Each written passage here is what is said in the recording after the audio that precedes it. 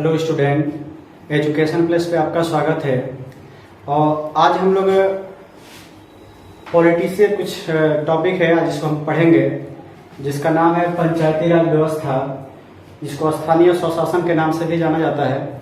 तो आइए हम लोग इसको पढ़ते हैं। और ये काफ़ी महत्वपूर्ण टॉपिक है किसी भी प्रतियोगी परीक्षा के लिए। इससे 1 से 2 प्रश्न हर प्रतियोगी परीक्षाओं में पूछे जाते हैं। और आने वाला जो आपका पेट है और तमाम जो प्रतियोगी परीक्षा हैं उसके लिए यह काफ़ी महत्वपूर्ण टॉपिक है। तो आइए हम लोग पढ़ते हैं और समझने का प्रयास करते हैं। और एक बार समझ करके, ताकि इसलिए समझेंगे कि आने वाले जो भी प्रतियोगी परीक्षा है उसमें इस तरह के प्रश्नों को हम गलती ना कर पाएं। तो आइए हम लोग समझते हैं बेहतर तरीके से। सबसे पहले हम लोग पढ़ेंगे पंचायती राज व्यवस्था, या इसको स्थानीय स्वशासन भी कहा जाता है। तो आइए इसके बारे में सबसे पहले थोड़ा सा चर्चा करते हैं कि स्थानीय स्वशासन क्या है। तो सबसे पहले अगर बात की जाए कि भारत में जो स्थानीय स्वशासन की बात की गई थी, वह बात की गई थी चोल काल में। चोल काल में सर्वप्रथम इसकी बात की गई थी। सबसे पहले स्थानीय स्वशासन या पंचायत की बात अगर कही गई है तो भारत के इतिहास में चोल काल में इसका प्रयोग हुआ है। दूसरा चीज आपका है, यदि भारत में अगर पूछा जाए कि इसके जनक कौन है, यदि जनक की बात करें ब्रिटिश भारत के काल में, तो इसके जनक हम लोग लॉर्ड रिपन को कहते हैं। लॉर्ड रिपन को इस जनक कहा जाता है स्थानीय स्वशासन का, जो 1882 में इसकी शुरुआत की। और सबसे पहले यदि इसकी शुरुआत की बात की जाए तो यह 2 जगह शुरू की गई थी, बंबई और मद्रास प्रेसिडेंसियों में।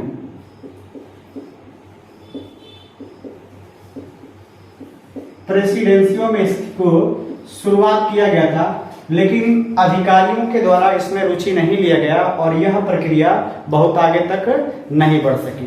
तो जो महत्वपूर्ण चीज है, सबसे पहले इसकी शुरुआत होती है चोल काल में। अगर ब्रिटिश भारत की बात करें कि इसका जनक किसे कहा जाता है, तो लॉर्ड रिपन को इसका जनक कहा जाता है, जो 1882 में इसकी शुरुआत करते हैं।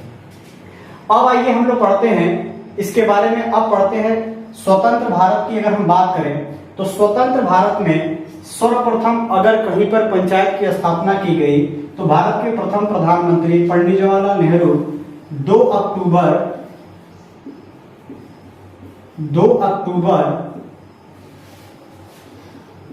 1959 को इसकी शुरुआत होती है भारत में। भारत के राजस्थान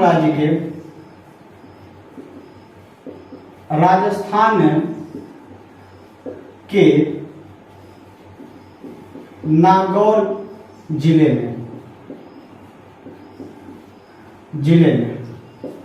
कुछ बेसिक चीजें हैं जिसको समझना जरूरी है। सबसे पहले हम लोग जानेंगे स्वतंत्र भारत में 2 अक्टूबर 1959 को राजस्थान के नागौर जिले में इसकी शुरुआत होती है। उसके बाद से 11 अक्टूबर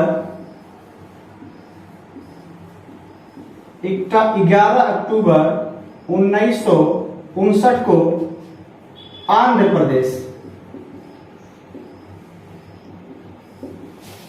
प्रदेश में इसको प्रारंभ किया जाता है। आंध्र प्रदेश में 2 अक्टूबर 1959 को राजस्थान में, और साथ ही साथ 11 अक्टूबर 1959 को आंध्र प्रदेश में इसकी शुरुआत होती है। अब आइए कुछ इसके बारे में हम लोग पढ़ते हैं जो महत्वपूर्ण चीज है। सबसे पहले अगर बात की जाए कि भारत के संविधान में इसको अनुच्छेद 40 में इसको रखा गया।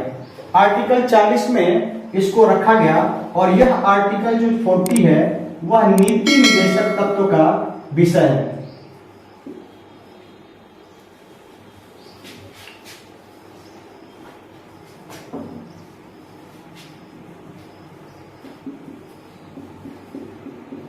नीति निदेशक तत्व के अंतर्गत आता है।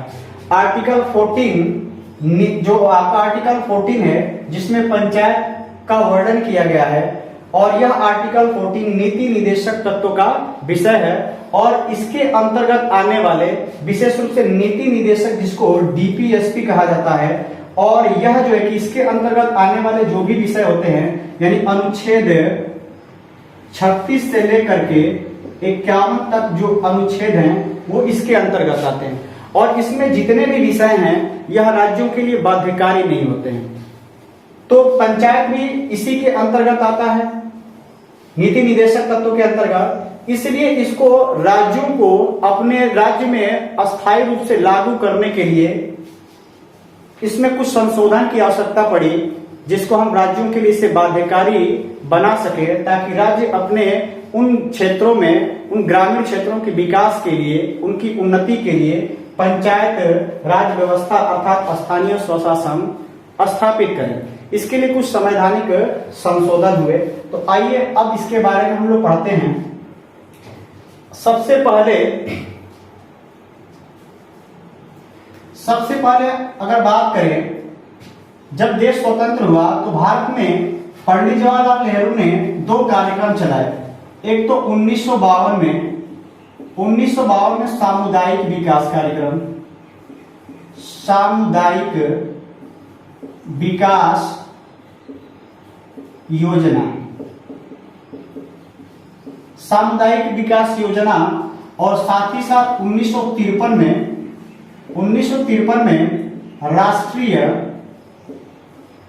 राष्ट्रीय विस्तार सेवा, ये 2 कार्यक्रम चलाए गए देश के प्रथम प्रधानमंत्री पंडित जवाहरलाल नेहरू के द्वारा। और इसका मुख्य उद्देश्य था कि यह जो सामुदायिक विकास कार्यक्रम और राष्ट्रीय विस्तार सेवा जो चलाया गया था, ग्रामीण क्षेत्रों के लिए चलाया गया था, कि ताकि ग्रामीण क्षेत्र देश की विकास की मुख्य धारा से जुड़ सके और वह अपने ग्रामीण क्षेत्रों का विकास कर सके। इसके लिए जो है कि इस कार्यक्रम को चलाया गया था, लेकिन यह दोनों कार्यक्रम जिस पैमाने पर सफल होना चाहिए उस पैमाने पर इन कार्यक्रमों की सफलता या इन कार्यक्रमों को सफलता नहीं मिली, जिसके कारण उन्होंने कुछ समितियां गठन की। और वो समितियां, जिसमें पहला आपका समिति है बलवंत राय मेहता समिति। इस समिति का गठन किया गया और यह समिति 1957 में अपना इसके बारे में रिपोर्ट सौंपती है। इस व्यवस्था के बारे में अपना रिपोर्ट सौंपती है। तो उसमें कुछ इसने बातें कही, और उस रिपोर्ट के माध्यम से जो कुछ इसमें प्रमुख कहा गया उसके बारे में आपको बता दूं। तो बलवंत राय मेहता समिति ने जो अपनी रिपोर्ट सौंपी राष्ट्रीय विकास परिषद को, तो उसमें 3 स्तर की पंचायतों का इन्होंने बात कही कि हम ग्रामीण क्षेत्रों पे 3 स्तर के पंचायतों का हमें गठन करना चाहिए, ताकि वह जो है कि अपने क्षेत्र में अपने एक ऐसी सरकार, ऐसी पंचायत का गठन जो 3 स्तरों पे हो, जो अपने ग्रामीण क्षेत्रों में उन ग्रामीण क्षेत्रों का विकास कर सके। इसके लिए इन्होंने 3 स्तर की बात की। उसके बाद से आता है दूसरा समिति 1977 में गठन की गई, और 1977 में जो अशोक मेहता समिति की जो रिपोर्ट आई थी, इन्होंने 2 स्तर की बात की थी।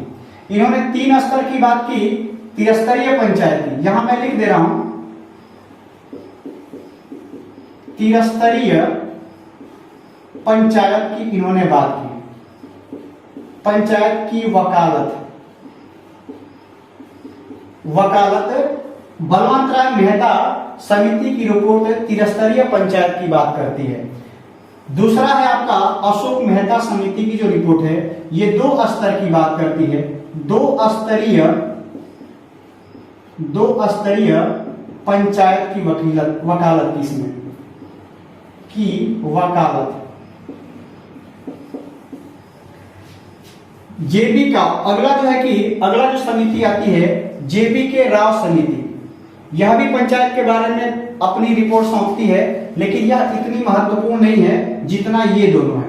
सबसे महत्वपूर्ण अगर देखा जाए तो इसमें एलएम सिंघवी समिति है जो 1986 में आती है, और ये वो समिति है जो सर्वप्रथम पंचायत राज व्यवस्था को संवैधानिक दर्जा देने की बात करती है। इस समिति ने संवैधानिक दर्जा की बात की है, संवैधानिक दर्जा देने की बात की है कि पंचायतों को यदि हम संवैधानिक दर्जा जब तक नहीं देंगे तब तक प्रत्येक राज्य में इसे हम जिस रूप में लागू करना चाहिए उस रूप में लागू नहीं कर सकते जब तक इसको हम संवैधानिक दर्जा नहीं देंगे। संवैधानिक दर्जा देने से राज्य पर बाध्यकारी होगा और राज्य अपने यहाँ पंचायतों की स्थापना करेंगे। तो सबसे पहले संवैधानिक दर्जा की बात एल.एन. सिंघवी ने कही और साथ ही साथ इन्होंने भी त्रिस्तरीय पंचायत की वकालत की। त्रिस्तरीय पंचायत की वकालत की, इन्होंने भी त्रिस्तरीय पंचायत की बात की और साथ ही साथ न्याय पंचायत की बात की। न्याय पंचायत की बात इन्होंने की। न्याय पंचायत से तात्पर्य यह है कि 2 या 3 ग्राम पंचायतों को मिला करके एक न्याय पंचायत की इन्होंने बात की कि न्याय पंचायत होना चाहिए। अब आगे हम लोग पढ़ते हैं। अब जब इन्होंने संवैधानिक दर्जा देने की बात कही तो अब जो है कि इसको संविधान में इसको स्थान देने के लिए संविधान संशोधन किया गया और आइए अब उसके बारे में हम लोग पढ़ते हैं कि इसको संविधान के किस भाग में इसको जगह दिया गया है और इसको रखा गया है। तो आइए समझने का प्रयास करते हैं। सबसे पहले 73वां संविधान संशोधन होता है। 73वां संविधान संशोधन यह 1992 में होता है। 73वां संविधान संशोधन 1992 में होता है और इसको जो है कि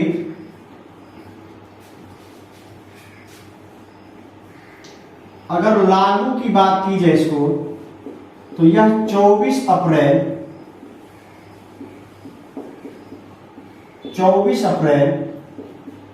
1993 को लागू यह कब हुआ? 24 अप्रैल 1993 को। तो ये तो संशोधन और लागू की बात थी। अब आगे इसको समझते हैं कि संविधान में किन भागों में और किन अनुच्छेदों में इसका प्रावधान किया गया है। तो अब देखेंगे जब 73वां संविधान संशोधन किया गया तो उसके लिए एक नया संविधान में भाग जोड़ा गया। एक संविधान में नया भाग जोड़ा गया, भाग 9 जोड़ा गया। उसके बाद से यदि हम अनुसूची की बात करें तो इसके लिए 11वीं अनुसूची जोड़ी गई। 11वीं अनुसूची जोड़ी गई। अगर अनुच्छेद की बात की जाए तो इसके लिए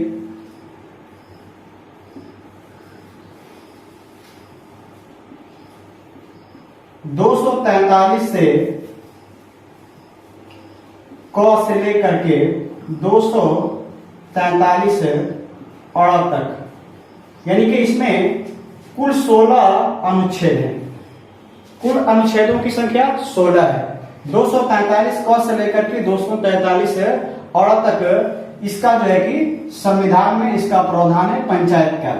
अब आइए समझते हैं कि अब इसमें जो है कि जो 11वीं अनुसूची है, इस 11वीं अनुसूची में कार्य करने के लिए ग्रामीण क्षेत्र में यानी पंचायतों को कार्य करने के लिए इसमें 29 विषय का प्रावधान है।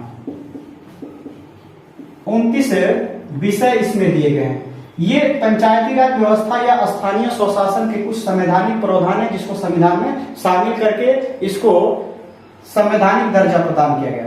11वीं अनुसूची में 11 विषय दिए गए हैं जो पंचायतों को उसका अधिकार है और उस अधिकारों का पालन करते हुए अपने ग्रामीण क्षेत्रों में अपने गांव का विकास कर सकते हैं। जैसे में खड़ंजा हुआ, नाली हुआ, शिक्षा की व्यवस्था है, लाइट लगवाना है, ये सारी चीजें इसके अंतर्गत आती हैं। तो 29 विषय हैं अनुसूची में। जो आपकी 11वीं अनुसूची है उसमें 29 विषय दिए गए पंचायतों को कार्य करने के लिए।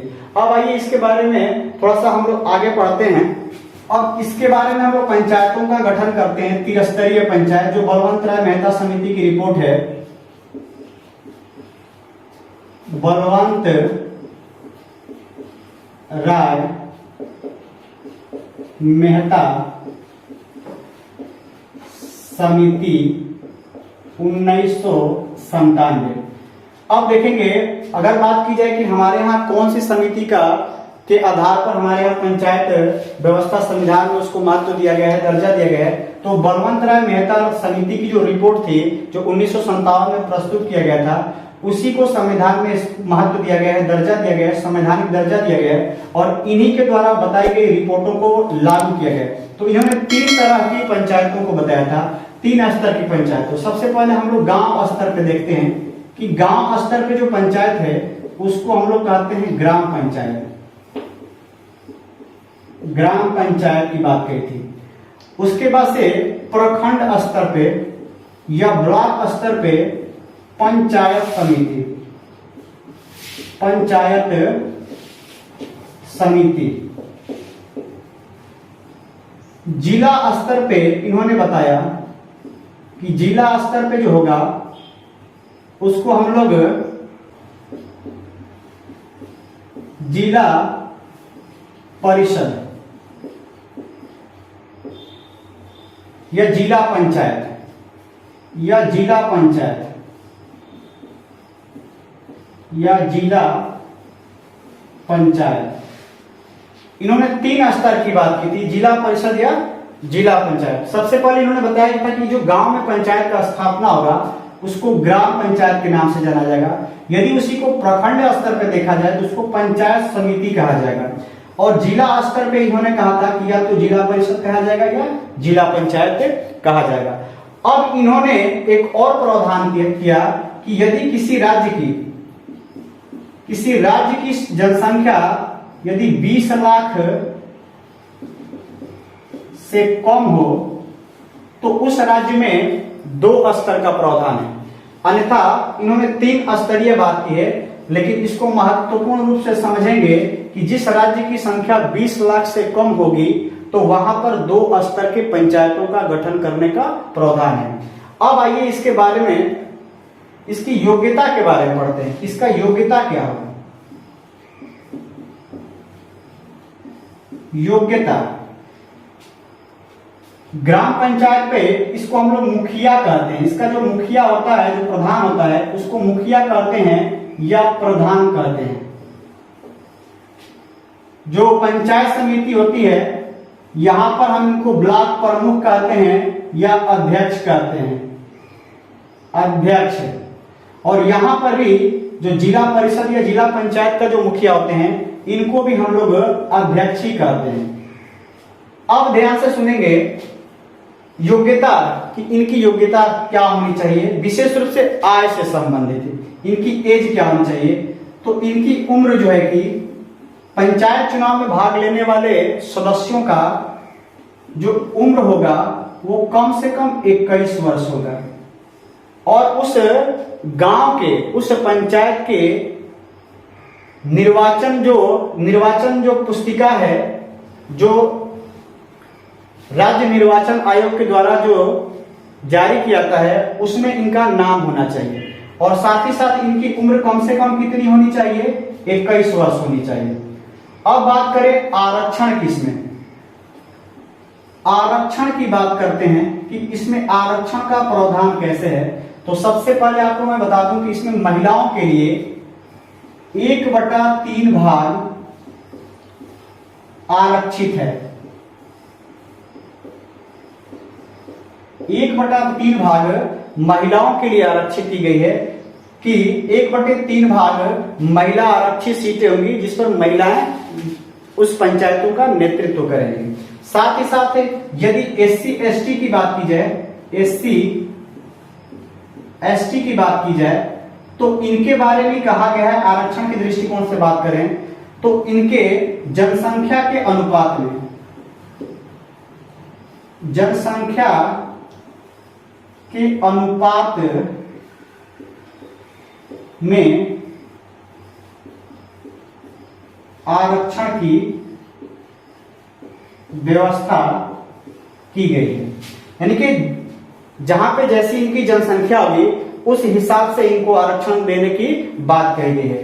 तो फिर से एक बार समझते हैं कि बलवंत राय मेहता समिति जो 1957 में अपनी रिपोर्ट सौंपी थी, उसमें 3 स्तर के पंचायतों की बात की थी। गांव स्तर पे ग्राम पंचायत, जिसका जो हेड होगा उसे मुखिया कहते हैं या तो प्रधान कहते हैं। प्रखंड स्तर पे जो सरकारें बनती हैं उनका जो मुखिया होता है उसे अध्यक्ष कहते हैं। और तीसरे जो बात कही थी इन्होंने, जिला परिषद या जिला पंचायत, तो इसका भी जो हेड होता है उसे अध्यक्ष कहते हैं।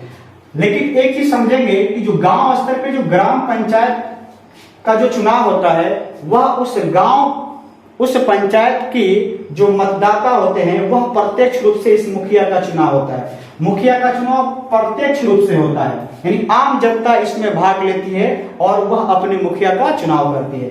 लेकिन प्रखंड स्तर पे और जिला स्तर पे जो अध्यक्ष पद का चुनाव होता है, इसमें आम जनता नहीं बल्कि जनता के द्वारा चुने गए प्रतिनिधि इनका चुनाव करते हैं। तो इसलिए इन दोनों स्तरों पे अगर बात की जाए कि यहाँ की जो चुनाव प्रणाली कैसी है, तो यहाँ पे अप्रत्यक्ष है, यानी परोक्ष रूप से जनता के द्वारा न चुन करके जनता के द्वारा चुने गए प्रतिनिधियों के द्वारा यहाँ पर अध्यक्ष की चुनाव की जाती है। तो इसलिए प्रत्यक्ष रूप से मुखिया का चुनाव और प्रखंड स्तर जिला स्तर पे जो चुनाव होता है वो परोक्ष रूप से होता है।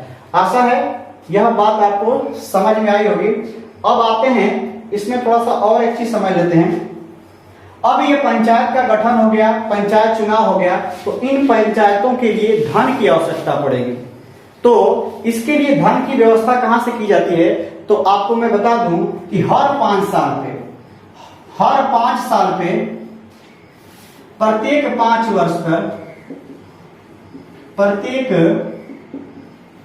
5 वर्ष पर राज्यपाल द्वारा राज्य वित्त आयोग का गठन किया जाता है।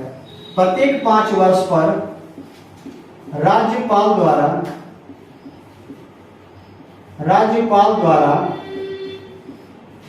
राज्य वित्त आयोग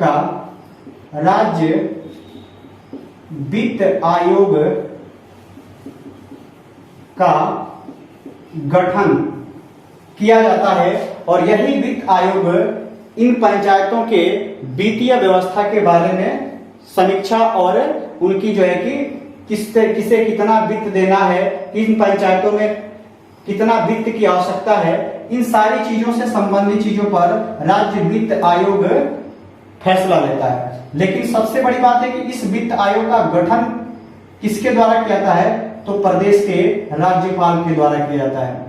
इसके बारे में थोड़ा सा और पढ़ते हैं। 24 अप्रैल 1993 को यह लागू हुआ और हर साल 24 अप्रैल को हम लोग पंचायती राज दिवस मनाते हैं। प्रत्येक वर्ष 24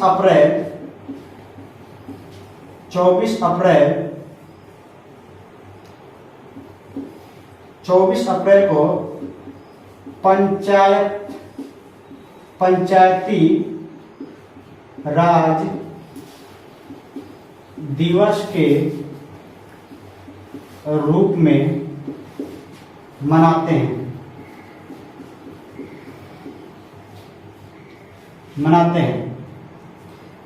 तो इस तरह से यह जो गांव स्तर पे ग्रामीण क्षेत्रों में जो पंचायतें थी, आर्टिकल 243 से क से लेकर के 243 अ तक भाग 9 इसके लिए जोड़ा गया। अनुसूची 11वीं जोड़ी गई। इसमें 29 विषय शामिल किए गए पंचायतों के लिए। ये कुछ संवैधानिक प्रावधान है। और इसके बाद नगरीय प्रशासन के बारे में पढ़ेंगे। जिस तरह से ग्रामीण क्षेत्रों में इन्होंने 3 स्तर की बात की है, उसी तरह से शहरी क्षेत्रों में स्थानीय स्वशासन को 3 स्तरों पे बांटा गया है। तो आइए उसको अब अगले वीडियो में हम लोग पढ़ते हैं। आशा है यह वीडियो आपको पसंद आएगी और एक एक चीज आपको इससे संबंधित पंचायतों से संबंधित चीजें बताई गई हैं। अगर वीडियो अच्छी लगे तो लाइक करें, सब्सक्राइब करें और शेयर करें।